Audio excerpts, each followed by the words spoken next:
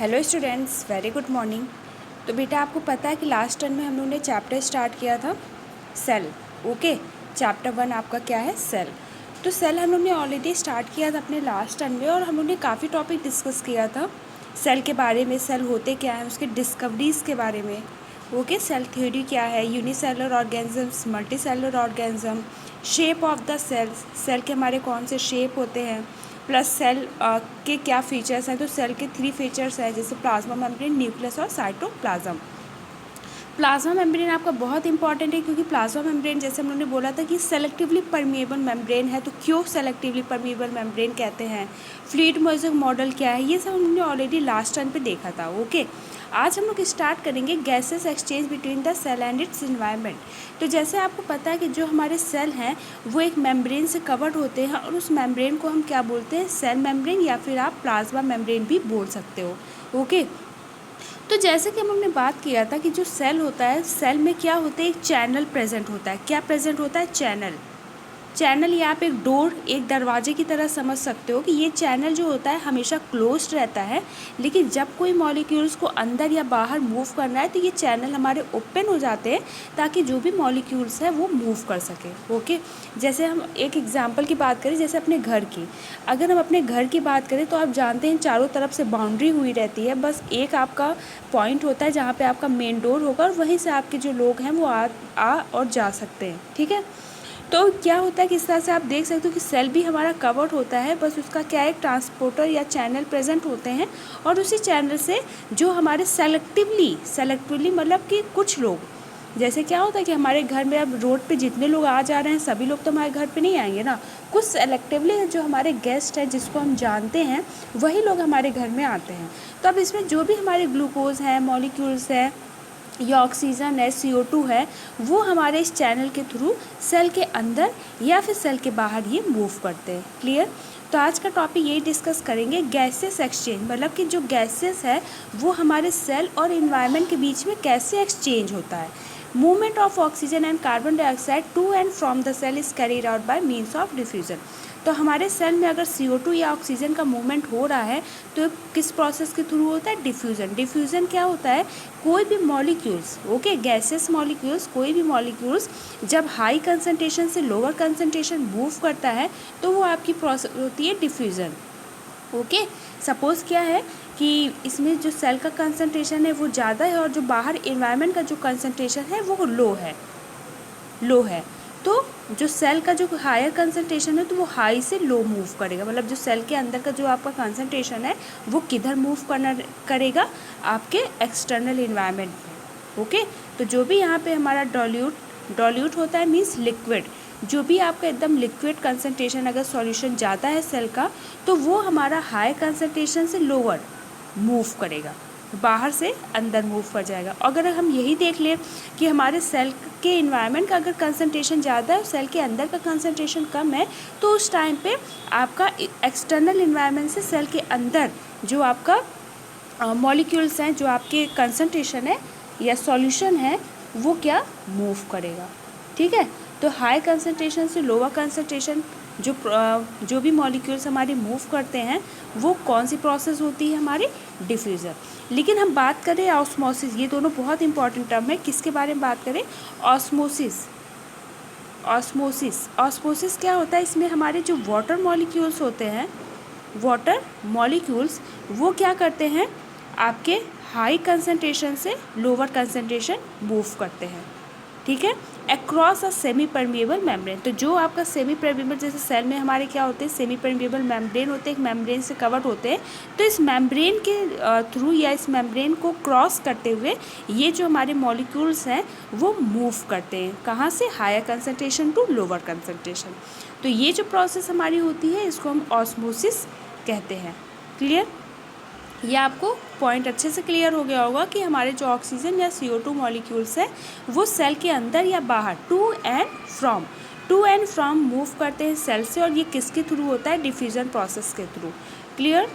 Next क्या है, movement of water between the cell and its external environment. तो जैसे आपको पता है कि अगर हम गैसेस की अगर बात करें तो गैसेस में जैसे हमारा डिफ्यूज़न प्रोसेस के थ्रू मूव करेगा, बट अगर हम वाटर मॉलिक्यूल्स की बात करें तो कौन सी प्रोसेस यूज़ करेगा, ऑस्मोसिस। ओके, जैसे अभी हम लोग ने क्लास में डिस्कस किया था कि अगर वाटर मॉलिक्यूल्स हमारे सेल के अंदर और बाहर मूव कर रहे हैं तो वो किसके थ्रू मूव करते हैं, by the process of osmosis. Okay, it is carried out by means of osmosis. Osmosis is a process in which water moves from the region of higher concentration to a region of low concentration through a semi-permeable membrane. तो इसमें क्या होता है कि एक semi permeable membrane होता है, उस मेम्ब्रेन को क्रॉस करते हुए ये जो हमारे डाइल्यूट सॉल्यूशन होते हैं वो हमारे क्या करते हैं, हायर से लोअर कंसंट्रेशन मूव करते हैं।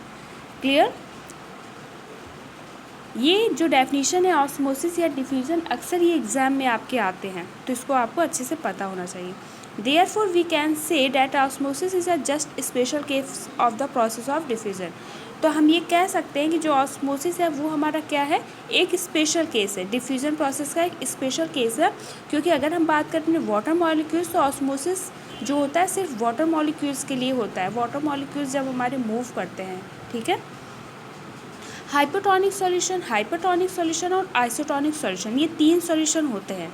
तो हाइपोटोनिक सॉल्यूशंस क्या होते हैं, अगर हम बात करें हाइपोटोनिक सॉल्यूशन की, जैसे कि हम बात करें ये हमारा क्या है, सेल, और सेल में जो कंसंट्रेशन है सॉल्यूशन का, हाइपोटोनिक सॉल्यूशन है, तो जैसे ये हमारा सेल है और जो एक्सटर्नल इन्वायरमेंट ये भी सॉल्यूशन। ठीक, हमने क्या लिया है, ग्लास लिया, उसमें सेल है और इसमें सेल के अंदर हमारा ऑब्वियसली कुछ कंसंट्रेशन, कुछ सॉल्यूशंस प्रेजेंट हो गए और सेल के बाहर भी हमारे सॉल्यूशंस प्रेजेंट है। लेकिन हमारा जो ये इन्वायरमेंट है इसको हम क्या बोलेंगे, एक्सटर्नल इन्वायरमेंट। ओके, और ये हमारे क्या है, सेल के अंदर, मतलब सेल के अंदर जो भी चीज़ हमारा सॉल्यूशन प्रेजेंट है वो। अब क्या है कि जैसे ये एक्सटर्नल इन्वायरमेंट हो गया और ये सेल की बात हो गई, तो जो कंसंट्रेशन है हमारे एक्सटर्नल इन्वायरमेंट की, जो सॉल्यूशन यहाँ प्रेजेंट है उसका कंसंट्रेशन अगर हम देखें तो वो बहुत ज़्यादा है, मींस हाई। तो एक्सटर्नल या फिर सेल के इन्वायरमेंट भी आप बोल सकते हो कि सेल के इन्वायरमेंट का जो सॉल्यूशन की जो कंसंट्रेशन है वो बहुत ज़्यादा है, मींस हाई है। और वहीं अगर हम सेल के अंदर की बात करें तो सेल के अंदर की बात क्या होती है, तो स्टूडेंट्स हम लोग हाइपोटोनिक सॉल्यूशंस की बात कर रहे थे कि हाइपोटोनिक सॉल्यूशन में जो आपका ये जैसे हम लोग ने बात किया, इसमें हमारा सेल है, तो सेल के बाहर का जो एक्सटर्नल एनवायरनमेंट की कंसंट्रेशन है वो कैसा है, बहुत ज़्यादा है कंपेरिजन टू द सेल। ठीक, तो हाई कंसंट्रेशन है एक्सटर्नल एनवायरनमेंट का, मतलब जो सॉल्यूशन एक्सटर्नल एनवायरनमेंट में प्रेजेंट है उसका कंसंट्रेशन बहुत ज़्यादा है, और सेल के अंदर का कंसंट्रेशन कैसा है, बहुत ही लो है। तो जैसे कि हम लोग ने बात किया था कि हमारे प्रोसेस के थ्रू, जैसे डिफ्यूजन प्रोसेस के थ्रू या ऑस्मोसिस के थ्रू, ये हाई कंसंट्रेशन से लोअर कंसंट्रेशन ये मूव करते हैं। जैसे एक्सटर्नल एनवायरनमेंट का हाई कंसंट्रेशन है तो हाई टू लो वो मूव करेंगे। तो जब हाई टू लो मूव करेंगे मीन्स यहाँ का जो हमारा कंसंट्रेशन है वो बहुत ज़्यादा है सॉल्यूशन का, तो वो अंदर की तरफ मूव करेंगे। इट मीन्स हमारा जो सेल है वो स्वेल कर जाएगा। सेल क्या हो जाएगा आपका, swell. Okay, so if the concentration of water outside the cell is higher than the concentration of water inside the cell gains water by the process of osmosis। तो osmosis process के through जो हमारा concentration है solution का वो higher से low move करेगा। Isotonic solutions की बात करें तो इसमें क्या होता है कि जैसे ये हमने क्या लिया, ये आपका एक ग्लास हमने सपोज एज अ एग्जांपल लिया और यहाँ पे हमने सेल रख दिया, और यहाँ पे जो कंसंट्रेशन है सॉल्यूशन का प्लस जो आपका सेल का कंसंट्रेशन है वो क्या है, बराबर है। बराबर है तो इट मीन्स यहाँ पे किसी भी तरह का मूवमेंट नहीं होगा, क्योंकि यहाँ पे जो कंसंट्रेशन है एक्सटर्नल एनवायरनमेंट का प्लस सेल का वो इक्वल है। Okay, next hypertonic solution. Hypertonic solution में क्या है कि इस बार हमारे सेल के अंदर जो कंसंट्रेशन है सॉल्यूशन का वो बहुत ज़्यादा है comparison to the external environment of the cell. तो यहाँ पे क्या है कि जब सेल के अंदर का कंसंट्रेशन ज़्यादा है और सेल के बाहर मीन्स उसके एनवायरनमेंट का जो कंसंट्रेशन है वो लो है, तो अब क्या होगा, वो हाई से लो मूव करेगा। By the process of osmosis, the concentration of solution will move from high concentration to low concentration. Okay, तो इस टाइम पे क्या है कि जो सेल के हमारे जो भी वाटर मॉलिक्यूल्स है, जो सॉल्यूशंस है, वो हमारे सेल के अंदर से बाहर मूव करेगा। इट मीन्स आपका जो सेल रहेगा वो क्या हो जाएगा, श्रिंक। क्या हो जाएगा, श्रिंक। श्रिंक मतलब सिकुड़ना, वो सिकुड़ जाएंगी, या प्लाज्मोलाइज्ड भी इसको हम बोलते हैं। एक टर्म होता है प्लाज्मोलाइज्ड, वो भी आप इसको बोल सकते हो। Okay, if the cell are kept in an environment which has lower concentration of water than what is present inside the cell, then due to the process of osmosis water moves out of the cell। तो वैसे same process है कि concentration पे वो depend होगा, but इस बार जो हमारे सेल के अंदर की जो कंसनट्रेशन है वो बहुत ज़्यादा है। ओके, इस बार जो आपकी सेल की कंसनट्रेशन है वो क्या है, बहुत ज़्यादा है comparison to the external environment of the cell. Okay, तो क्या है कि जब हाई कंसनट्रेशन है हमारे सेल का और बाहर की जो इन्वायरमेंट का कंसनट्रेशन है वो लोअर है, तो आपका क्या करेगा, वो मूव कर जाएगा हाई कंसनट्रेशन से लोअर कंसनट्रेशन ऑस्मोसिस प्रोसेस के थ्रू, और जो सेल है वो आपका श्रिंक कर जाएगा।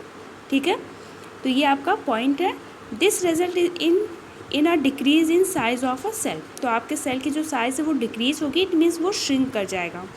As more amount of water comes out of the cell. तो सेल का जो भी आपका ज़्यादातर वाटर है वो सेल के बाहर मूव कर जाएगा, जिसके कारण आपके सेल क्या हो जाएगा, श्रिंक हो जाएगा।